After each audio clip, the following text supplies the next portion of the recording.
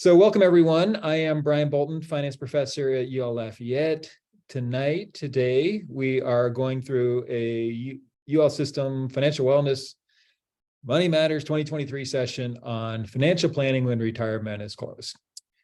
And when we say close, we're thinking 5 to 7 years.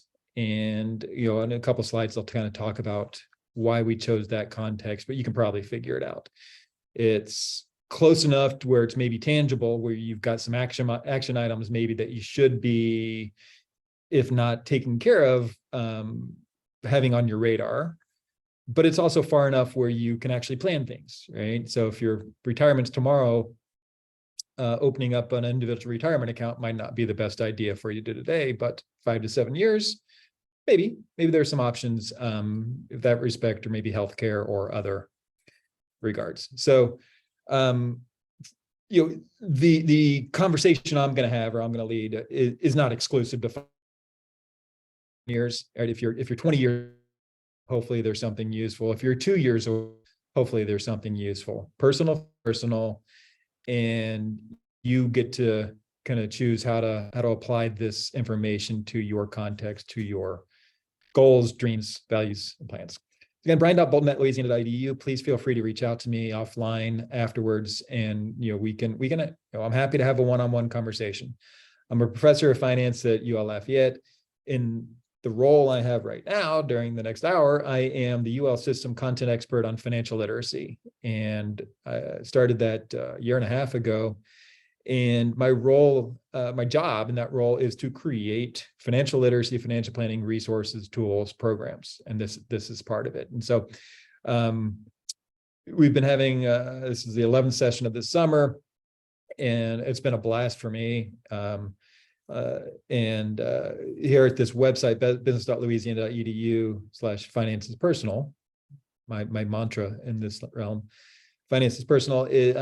That's basically a library or repository of slide decks like this. And I've got dozens from other workshops over the past couple of years. Feel free to check that out. There's a couple personal finance books on there. The books are more designed for undergrads, grads, and entrepreneurs, not necessarily a big focus on what to do when retirement is close, but a little bit of information on that. And if the books aren't helpful for you, maybe they're helpful for children or family members if you want to download those. So here's the series. I mentioned this is session 11 out of 15. Third or half of these about family financial planning. Today, here we are, bottom left. Financial planning retirement is close. What we've done this summer with this series that I think has worked really well, at least for me, the guy delivering, is we've had pretty focused topics.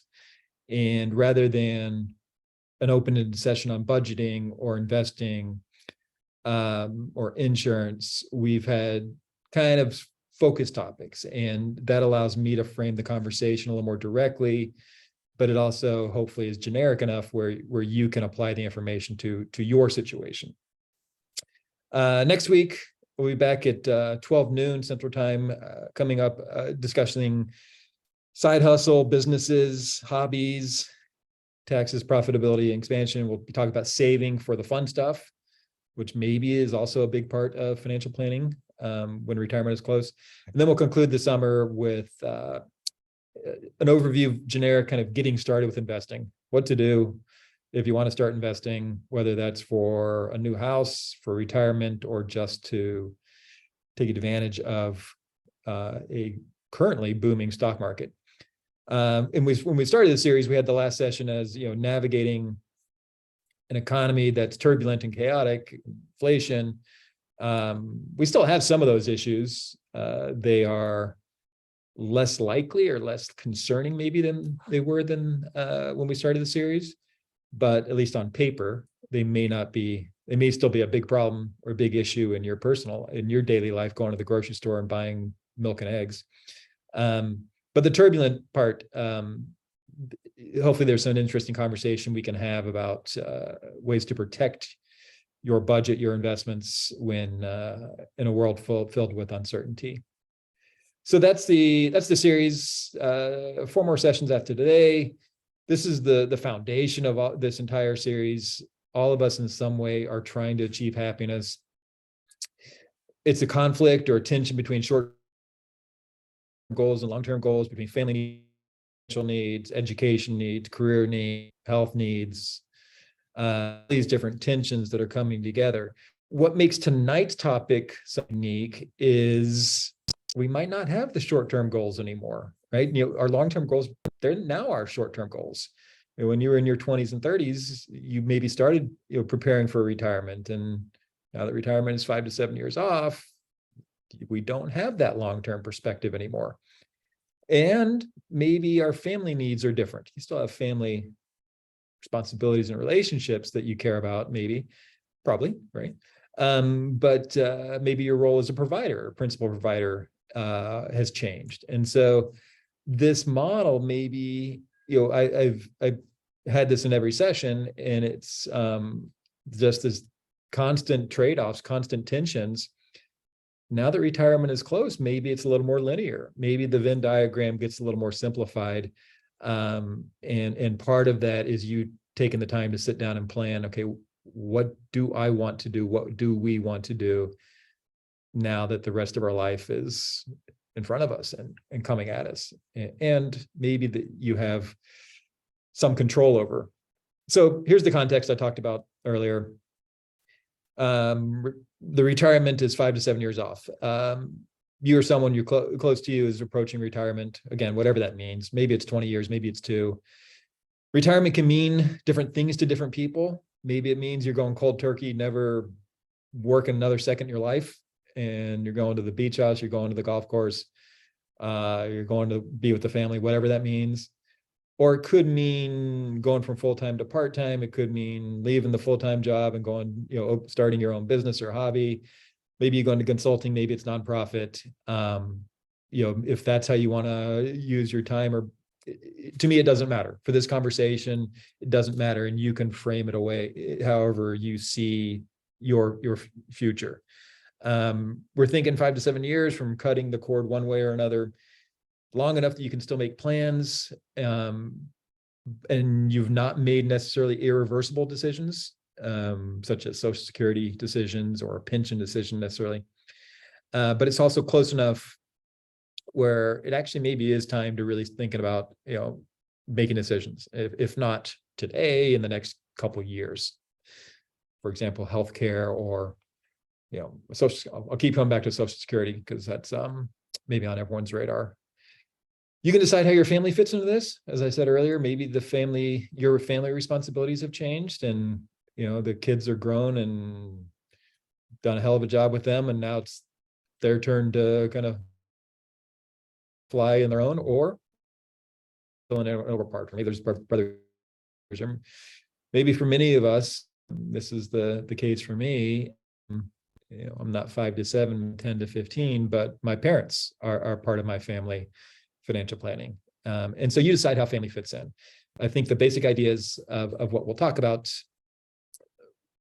should work for most of you, however you kind of see your future. And for most of this is what we've been working for, right? We work to provide a living. We work to provide for our family, in a kind of a weird American way. We also work to retire. And so if you're close, if you see the end of the tunnel, you see the light, congratulations, you've earned it. Now let's, make financial planning a priority so that you really can enjoy the future you've created for yourself. This is a model that I've introduced in every session. Financial planning always starts with your values, dreams, and goals. What do you want to do? And when I work with 20, 25-year-olds, one exercise I do with them that they hate is I have them, one page, describe your ideal retirement. Who are you with? What are you doing? How much money do you have? How much money are you spending? For a 25-year-old to describe their ideal retirement, it's either a magical fantasy thing or it's just painful and abstract and clueless. That might not be a bad exercise for those of you who are 5 to 7 years out, or take a moment, sit down with your family, your spouse, your parents, your kids, and map out, write down 10 or 15 bullet points. What does retirement mean to you? And that will have a lot to do with your values, your dreams, and your goals for this next phase. And as I said earlier, maybe 20 years ago, you had very different value or very different dreams and goals. Maybe your values haven't changed. Now your goals might be much more focused. But in order to achieve those goals, we have to look at kind of what your current situation is. And then from there, we'll build out a personal financial plan with these elements in red. And when I'm working with 20, 25-year-olds, this top row is where we spend most of the time: investing, budgeting, debt management, taxes. And today, as we're looking at retirement, maybe it's less about that top row and more about the bottom two rows. Education may or may not play a role, but certainly insurance, retirement, family. Maybe you have a business. Maybe you're thinking of some either financial philanthropy or using your time in your retirement to benefit others, serve others. And I've got estate planning there, and I probably needed to change that terminology. When we think about estate planning, maybe many people frequently think of super rich, and estate planning is for everyone. Estate planning is as simple as having a will, last will and testament, and living will. It's as simple as designating power of attorney. It's as simple as identifying beneficiaries. And there's a number of tools, mechanisms that you can use, whether you have $1,000 or $5 million. And the estate planning tools and metrics or mechanisms can be really helpful for all of us. But that's our focus now, right? You're maybe less concerned about investing. We're still concerned about budgeting. Budgeting, for many people might be the biggest concern going forward. Do I have enough money to retire? What lifestyle will I have in retirement? But that process maybe more straightforward now that you've got years or decades of experience. There's still some mystery to it. You know what you're doing. So I've got this framed as 6 questions, and then 6 tips. So talking about how your family fits into your financial plan. Have you talked to them? Have you talked to your spouse, your kids, grandkids, parents? Have you talked about your plans? Probably have with some, but have you talked about what it means for them? How are they involved? Have you talked about logistics? Have you talked about travel, caretaking? Do your kids expect you to take care of the grandkids, and you have other ideas? Have you talked about finances? Who's going to pay for the retirement home? Who's going to pay, for insurance policies? And just sitting down and having this conversation, you may not have all the answers, right? And you may not know kind of what the next 5, 7, 10, 15 years look like. And obviously they will change as your situation changes and your priorities change and health changes, and children and grandchildren get older. But having that conversation, which can be really uncomfortable for a lot of people, for a lot of parents certainly, now's a good time to have it. And just having that open conversation, that transparent communication, as this major transition happens for you, for your spouse, for your family. Open communication and it's not entirely about money, right? It's not entirely about finances. It's about the situation, but it can make the financial part much smoother. Not really a question, but have you talked to your family? That's my question. Have you created a budget? Have you thought about what your budget looks like for retirement? And when we talk about budgets for many of us working in universities, our income doesn't change very much from year to year during our working years, right? And so when we create our budgets, our personal family budgets, our focus is on the expenses. Now, as you move into retirement, both your income and your expenses are going to be different. Maybe you're not going to have that biweekly or monthly paycheck or whatever you get. You're going to have different sources of income, right? The people frequently say, I hear people, I think erroneously say, now that I'm retiring, I'm not going to have income. Well, no, you probably are going to have income, but it's going to be different. Even if you're just living off of savings, that's still income of a sense. You still, whether it's interest or just the withdrawals, that is the income on your budget. Some of your expenses will actually increase. a standard rule of thumb with financial planners is, we call it the wage replacement ratio, that what percentage of your working life income do you need in retirement?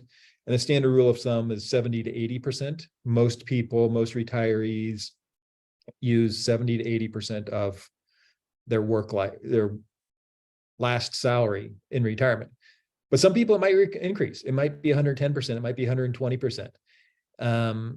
You're doing more traveling. You're spending more time getting to be with the grandkids. Maybe you're just traveling on your own on cruises, dining out, golf, whatever. And so sit down and do that budget. One thing you can take out of the budget is actually that line item on saving. In these sessions, one tip I constantly hammer home is, during your working years, especially as you get further along, make sure you're saving. Make sure the first check of every month goes to yourself and it goes to your own saving account. Well, once you retire, not anymore. As we're thinking about 5 to 7 years away, saving, but you want to do the budget. And so you've got this kind of 5 to 7 year transition between what does the budget look like and when do you have to live off of that budget. And that budget, doing that budget, I said there wouldn't be a lot of math here tonight. There's not. But doing that budget can help you decide, maybe I can retire in 3 to 4 years, or maybe I need to wait 8 to 10 years. And so if you haven't sat down with yourself, with your spouse, maybe with your kids, maybe you work with the kids in a second meeting, and do the math and sit down and say, okay, what are my expenses going to be in retirement? What's my income going to be? If you haven't done it, do it, because that will help answer a lot of questions about what the next 5 to 7 years looks like, or can that become 3 or 4? Is it going to become 8 to 10? Note about retirement savings. As we're thinking about budget and we're thinking about different sources of income, those of us in the university system, we may have tax-preferred money, a tax-preferred retirement account, 403B, or the optional retirement program that we have UL that I present. It's part of the UL system. So many of us have a 403B, the defined contribution plan. That's a 403B. You also may have an individual retirement account that you've created independently on your own, or you may even have a 401k from a corporate employer. Once you turn 72, you have to take money out of those. You can decide how much prior to that, but once you turn 72, you have to take money out. I mentioned this, for many of us, we're going to need to take money out the day we retire just to buy food and pay rent. But some people, if you have significant money in that tax preferred account, or if you've been in the university system for 2 to 3 decades, maybe your pension is your primary cash flow in retirement, and you have an optional supplemental defined contribution plan that's kind of there just in case. Once you hit 72, you have to take money out. It's called required minimum distributions that the IRS makes you take. IRS will not let you defer taxes forever. And so you have to take that out. Maybe not the biggest issue, certainly as you're 5 to 7 years away. But thinking, one of the points of the slide is just to think about what flexibility do I have with the income stream? And do I have, payments that I have to take? Do I have payments I can take this year, but not next year? And as you include that in your budget, you'll have a better idea of what your options are. For the most part, we'll talk about taxes in a later slide, but for the most part, retirement savings are going to be taxable. Once you take money out of your 403B, or once you get a pension check, for most of us, those are going to be taxable at both the state and the federal level. And so might not be the case in your situation, but for most of us it will. So make sure, as you're preparing this budget, you're looking at your income, make sure you're including taxes in there too. Health insurance. Many of us keep working in university systems because university systems have really good health insurance, and good retirement benefits is also really good health insurance. And obviously, as we get older, our health insurance needs increase. And so, I think we probably all know people who keep working longer than they want to, not necessarily for the salary, but for the health insurance. And once you retire, that changes. Will Medicare be enough for you? Right. So Medicare is the Social Security of healthcare. It's the government-sponsored system. Most people become eligible at 65. I say most people. Some become eligible earlier. The rest of us do become the rest. If you're not eligible earlier, you become eligible at 65. And it's adequate for most retirees. If you have significant pre-existing conditions or long histories of specialized healthcare needs, it may not be enough for you. And you may want to begin shopping for private insurance. If for those of us in the university system, we've been privileged that the university is subsidizing much of our healthcare. And if you have to go on your own, it might be $1,000 or more per month.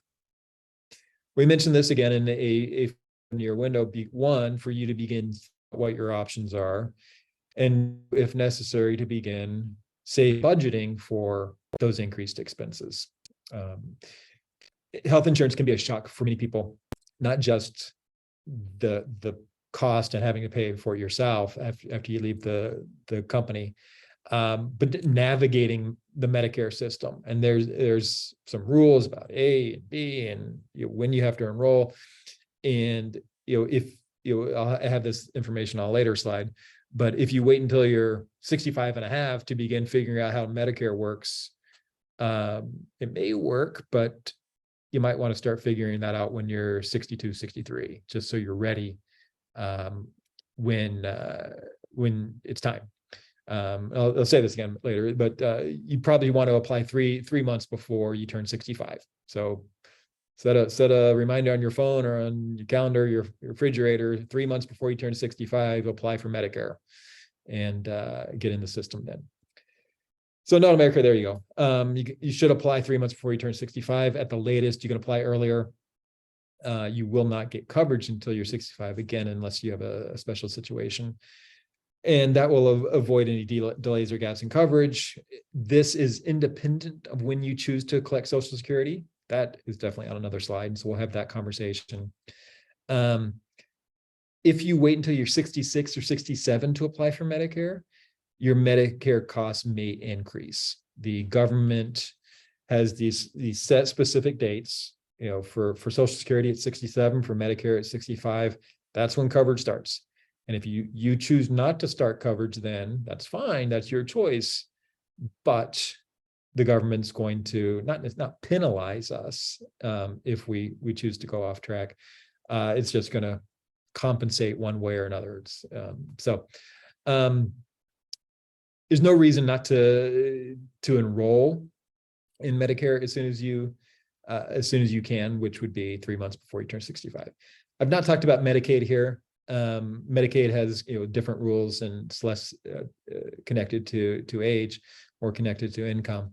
But if Medicaid is a part of your healthcare today or in the future, the same advice applies. The sooner you enroll, the more you're going to get benefits, or the easier it's going to be, and the more clear the benefits will be. But it's less tied to an age. And so that's why I didn't include it here. Social Security. When are you going to collect it? What are you going to do? You can go to your account at SSI of right now to see what your estimated benefit. All of us that have been to the Social Security program, we have estimated benefits. When you're like, the first time I saw what my estimated benefits were, I was about 25 and my benefits were tiny. But they're not comfortable now, but they're higher. And so you can check it out now to make sure there are not any big surprises. Those of us in the university system, we may not have been contributing to Social Security for much of our working life. And so we may not have big Social Security benefits because of the university retirement programs. We have relatively generous retirement programs to the UL system, but in other jobs, maybe you've had Social Security taxes taken out. Nationally, the average monthly Social Security benefit is about $1,700. And that's average, right? Meaning half of Americans receive less. And so as we think about retirement, as you think about, are you ready to retire? Check out your benefits, think about whether they're enough. For me, $1,700, it might be enough for a few months, but maybe not for the rest of my life. And so having some supplemental insurance, the retirement programs, which we have in this UL system, for me, it's a must. And just identifying that and understanding it. So, you can't change it. And for most of us, it's hard to imagine the Social Security benefits changing in our lifetime. 10 or 15 years ago, there was maybe concern that Social Security would not be there, that it would go bankrupt. I think that's less of a concern. And I think any politicians who allow that to happen will maybe lose their next election, right? That's not going to be a very popular platform. But for your children or grandchildren, maybe their benefits might be changed, and whether it's the percentages or the ages. For most of us, you've been working for a couple decades. If you have some benefits, I think it's probably pretty safe to count on those, put those in your budget, but also at the same time recognize the dollar amounts might be relatively low. As you're 5 to 7 years out, you might want to begin thinking about when you collect Social Security. Age 62 is the earliest you can. Age 62 is the earliest you can begin collecting Social Security. 67 is currently full retirement age. And when I say it's currently full retirement age, if you are 75, 80, your retirement age might be lower. Let me rephrase that. Your retirement age is lower. The age at which you get full 100% of your benefits. But for most of us who are 67 or younger, 67 is our number. And so you'll get 100% of your estimated benefits. If you collect at 62, you only get 70. You can collect early, but you get that 70% of your estimated benefits for the rest of your life, right? So if you collect at 62, it doesn't bump up to 80% at 64. It doesn't bump up to 100% at 67. It stays 70% for the rest of your life. If you collect at 64, it stays 80% for the rest of your life. You're getting more years up front, but it's going to be a smaller payment each year for the rest of your life. With 67, you get 100%. A lot of people decide to wait and not collect because either they're still working or they have other sources of income. If you collect at 70, you'll get 124%. And once you hit 70, it's 8% per year, I believe, up to 140%. So if you go to 72, you get 140%. Don't quote me on that. Well, this is being recorded, so I guess you can. I think it's up to 72, you get 140%, but at 68, it's 108, at 69, it's 116, and at 70, it's 124. Saw the question, or saw the chat pop up.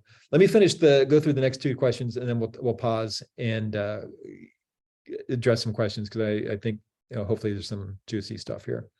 3 final points regarding Social Security. Yes, you can continue to work, get a paycheck, and collect Social Security. So if you want to begin collecting at 62 or 65 or 67 or whatever while you're still working, yes, you can. That the biggest effect there is going to be on taxes. And so point 3, yes, your Social Security benefits may be taxes. They're more likely to be taxes the higher your other income. They're more likely to be taxed more other income. You can also have who is not working on your Social Security benefits, meaning have dual Social Security benefits within the same house.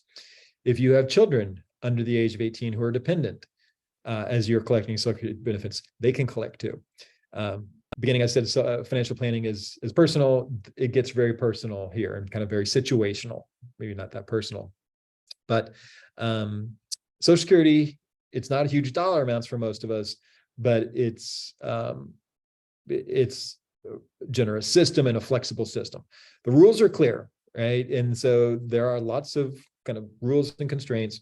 But now that to me, it's a really great thing to work on when you're 5 to 7 years away, because you can kind of begin thinking about these trade-offs and kind of go through the checklist of what you have to do, but also thinking about, do I want to collect at 62, or can I get by and wait until I'm 64 or 67, whatever. Last week, we talked about savings. Are you planning a big ticket purchases? Are you thinking about buying a second home, an RV, matching Harleys, whatever? Are you going to have some big expenses?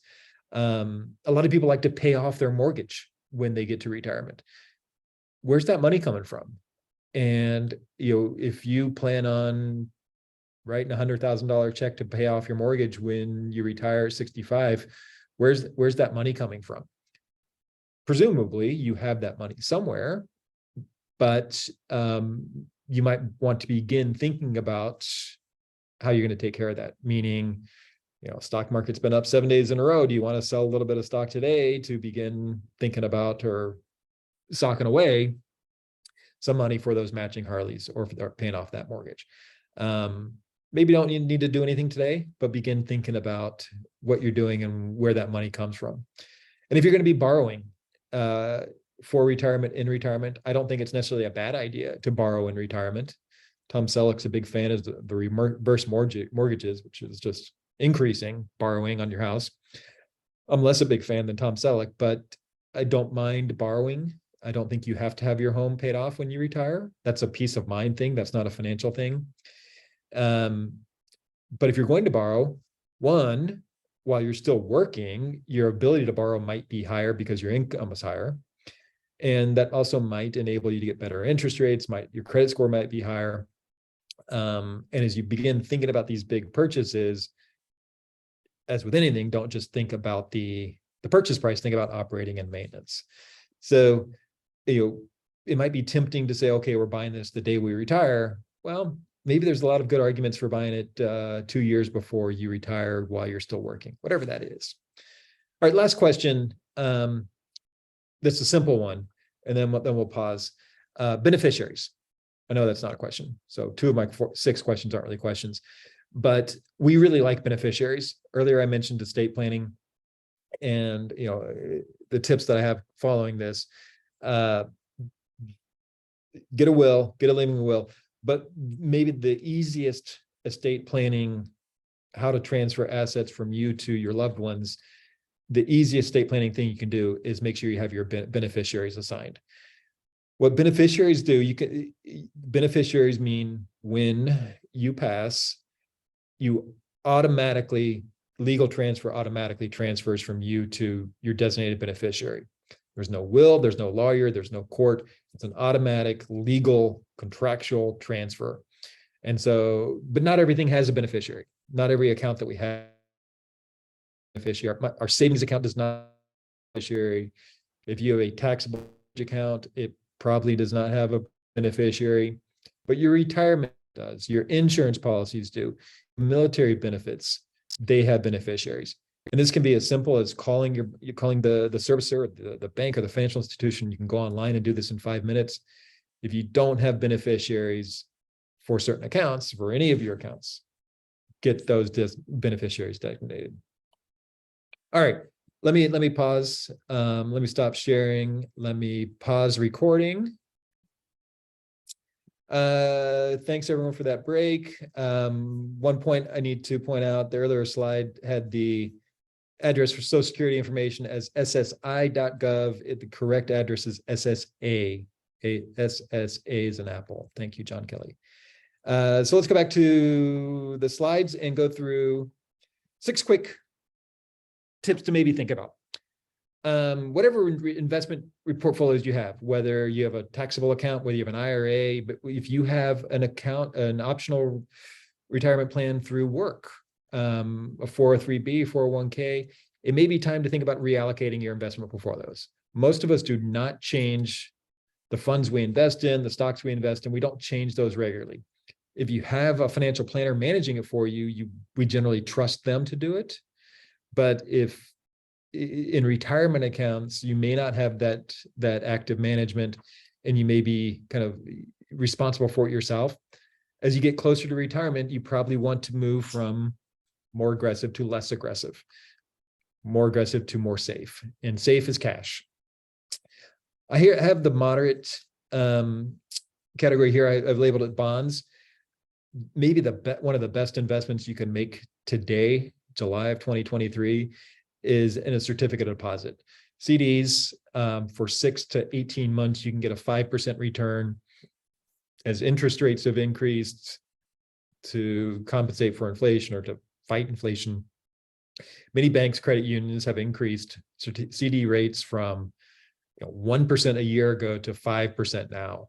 And you can lock up, you can't lock up 5 to 7 years, but you can lock up your money in a CD, get that 5.2% return interest rate, which we haven't seen for 20 years almost in the US. But you certainly want to begin thinking about moving your portfolio away from stocks, away from the stock market, towards cash. Some people want to have 100% cash the day they retire. Fine, do that. Peace of mind. I don't think you need to do that. When I retire, I plan to live for another 15, 20, 30 years, something. And I want to continue to, or at least I say this now, I think I want to continue to take advantage of moderately aggressive compound growth in certain securities. But I will move significant portion of my portfolio, my retirement portfolio, into cash. We've talked about emergency funds during our working years, during our family years. When you retire, kind of everything becomes an emergency fund. And so you just having that peace of mind of reallocating your portfolio can be important. Do you have a last will and testament, a living signed power of attorney? If not, now's the time. And this is more important the more complex your family situation is. If you have multiple divorces, is your children from several or multiple marriages? Do you have adopted children? Do you have dependents who aren't related to you? Do you have people who, and I mentioned this, one, because it's less linear, the transfer of assets, but also because wills can be contested. When you die, you have a will, lawyer looks at it, goes to a court, and the court kind of decides what next. And if a relative or sibling or acquaintance or whoever decides to fight your will, contest your will, they have every right to do that. And it can delay the process. It can become more expensive. They may not win. Their contest may not win, but they're welcome to try that. And this is also the reason to have all the beneficiaries. With beneficiaries, when you can have a beneficiary, you can't contest beneficiaries. Beneficiaries are simple contractual arrangements. You telling the financial institution, hey, when I die, my kids get my insurance policy, or my kids get my retirement. It's not necessarily that. We think it's that simple with a will, but it's not, because the will has to go through court, has to go through court process. And I say it now, the first sentence of every will, at least we think so, is I, Brian Bolton, being of sound mind and sound body. My mind is more sound now than it will be in 20 years. And the ability to contest my will because somebody thinks my mind is not as sound as it once was, and that what I put in my will is not really what I want, they can contest that a little bit more, maybe more strongly in 20 years than they can when I'm 5, 10, 15 years away from retirement. You can do it online at LegalZoom or Trust and Wills or some other sites for $300, $400, $500. You can go to a local attorney for a couple thousand. These documents do not have to be complex. They're state specific, but I could write on I could have my will on a napkin. All right. I could have it on an envelope. And if I post that envelope on a refrigerator and someone finds it after I die, that could be a legal document. I want a little more protection than that, but I don't necessarily need the high-priced lawyer giving me the most detailed, perfect will, when maybe my instructions are relatively straightforward. Sooner is better. You never know when you're going to need it. You never know how someone might contest. And also just having these documents can be a great icebreaker to have those difficult conversations with family that maybe you've been putting off. Are you getting a pension? Many of us in the university system, we are. Many providers of pensions will offer you a lump sum. So here's some math. 45 minutes in, we're doing our first math. Would you rather have $500,000 in cash today or $40,000 per year for the rest of your life? It's not an easy question to answer, right? And you can do the math. So, okay, well, the equilibrium is 12 and a half years. If I live for 12 and a half years, more than 12 and a half years, the 40,000 is better. But if I have the 500,000 now, I can do stuff with it. I can invest it. I can buy those matching Harleys. I can give it to my kids. The other thing to think about on here is, that 500,000 becomes part of your estate. Whereas, let's say you die in 10 years, you have that 500,000. That's the 40,000 annuity. So, some pension providers will give you this off. Really care which one you take. So mathematically, they don't care which one you take. They're not trying to trick you. They're not trying to sucker you. You go to a private, those lump sum hawks that you see on late night TV. Have you won an insurance settlement? We'll pay you, right? Those agencies, they are trying to steal your money, but your employers are not with this pension decision. And so this decision, would you rather have 500,000 in cash today or 40,000 per year? UL system doesn't care which you choose. With 90,000 employees or whatever, 150,000, what do we have? Maybe 50,000 employees, 90,000 students. It'll all wash out and even out for the UL system, but it may matter for you. And so just thinking about what your relationship is with money. If you have 500,000, can you manage that for the rest of your life? Or does the diligence and structure of 40,000 per year, does that sound better for you? These numbers are before tax. Your pension will be taxed, probably. I say probably and might a lot in these because everything is conditional or situational. But thinking about that decision, if you're fortunate enough to have to make it, maybe it's time to think about that. Many of us will want to be active in our golden years or retired years. And if you're going to do any consulting or side hustles type stuff, you might want to make it as official as possible. You might want to register your business at www.gobiz.com. It's the Secretary of State, so you can sos.gov or sos.la.gov, I think. Will also get you there. And so if you register this business as an LLC, a corporation, the reason to do that, one, for marketing purposes, and kind of branding and all that, but also to limit your liability. Many of us will do consulting or side hustle or part-time jobs or 1099 work where we're not getting a salary. We don't fill out a W-4, but we're still getting paid for contract work. You might want to have that through a business. And for me, the main reason to have this business, shell, and I mean shell in a good way, not in a Cayman Islands kind of way, is to protect yourself from liability. You have that shell set up. People can't come steal your personal assets because your business did something they didn't like. Any income you get from a side hustle is probably taxable. And I say it's potentially taxable. It's going to be taxable unless you have losses to offset it. And it also may limit your ability to collect Social Security. It won't limit, that's bad wording on Part B.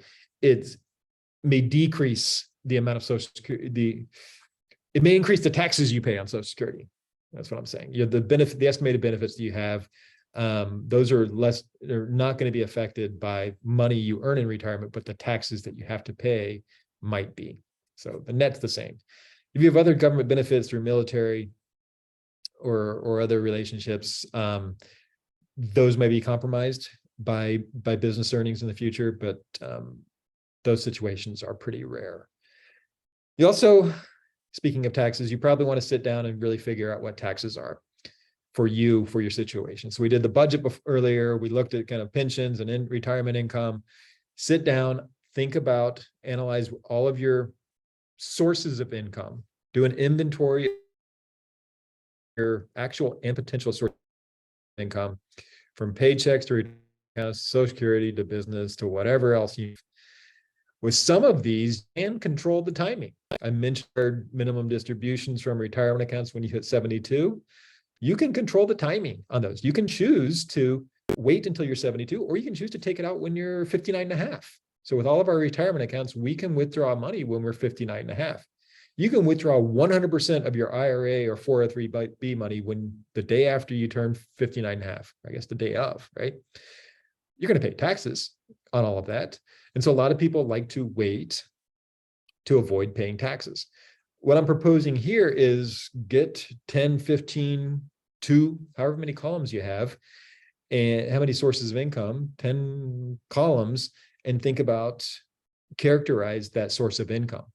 Is it flexible? Can you choose to take it later? Do you have to take it? If you're getting a paycheck or you're getting a pension, you might not be able to defer those.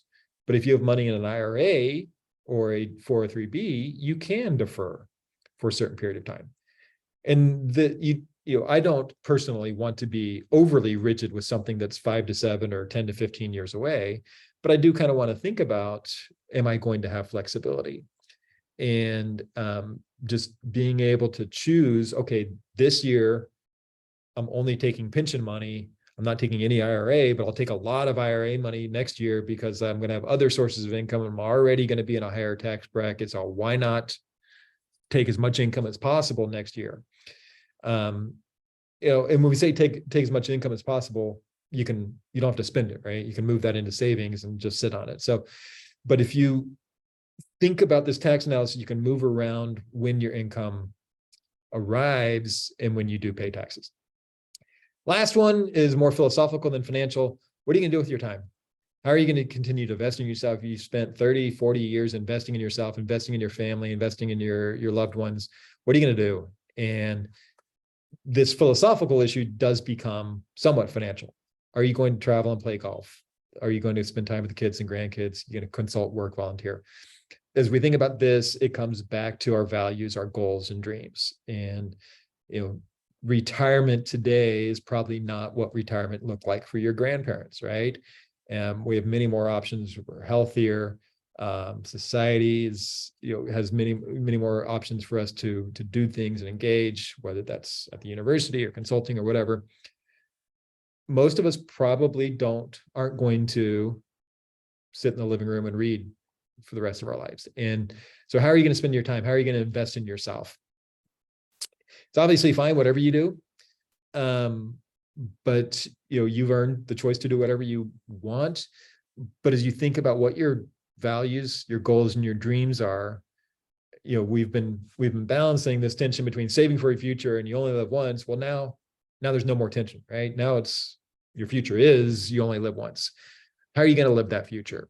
And as you think, again, this comes back to values, dreams, and goals, and values, dreams, and goals impacts every financial decision we should be making. But be honest with yourself, be honest with your family. How are you going to spend your time? You may not know, right? If you're 50, 55, you may not have a clue what you're going to be spending your time when you're 70, and health may impact that, and family dynamics may influence that. But you've done such an amazing job of taking care of yourself, or such a resilient job of taking care of yourself through your working life. It may be difficult to just turn that off. So how do you continue to invest in yourself, and how's that values, dreams, and goals that impact your finances? We're going to set goals. We're going to analyze, execute our plan.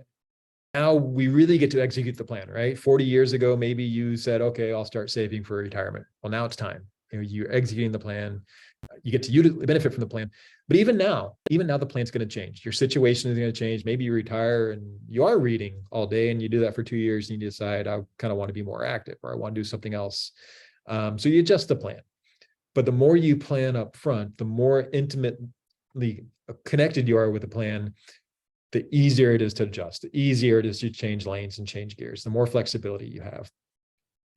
We've worked on this, the top half, that's the foundation, but now we really get at the bottom, the family, the business, and the future of what we've worked for.